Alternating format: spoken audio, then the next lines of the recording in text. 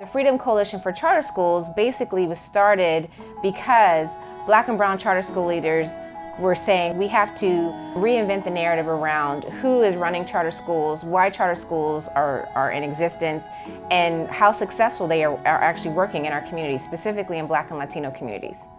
My name is Artis-Wright, and I am the Executive Director of the Freedom Coalition for Charter Schools, an organization established in 2019 to bring the voices of Black and brown charter school leaders, our founders, our advocates, and families to the forefront of education.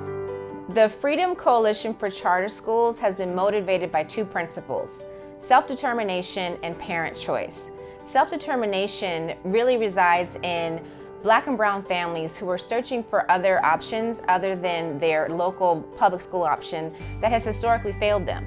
And parent choice is based off the fact that making sure that there's resources available and there's charter schools available so that if they do not want their local school,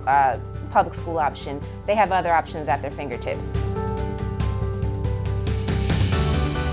The data will show us that majority of students have better academic success when they are taught by someone that looks like them or that shares some type of cultural background as them.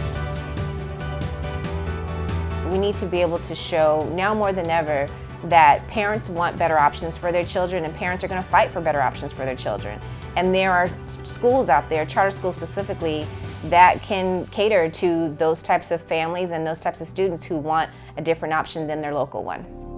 The future that we are trying to mold for Black and brown families at FCCS is a future where quality education is apparent across the board. Regardless of your zip code, there's an opportunity for you to have a good quality school option, whether it be a traditional public school or a charter school. FCCS is calling on families, teachers, parents, and community activists to really step into the conversation around public education and make sure that we don't allow one specific partisan group to own that narrative. I think it's really hypocritical for any policymaker or elected official to be making decisions about public education systems that they would never even send their own children to.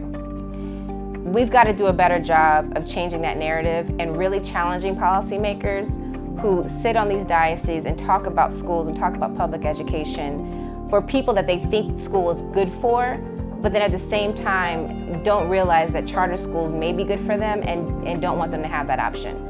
It is time for our communities, it's time specifically for our Black and Latino communities to take back our schools in a way to be able to share the importance of having quality education from people who are invested in those schools and invested in those communities.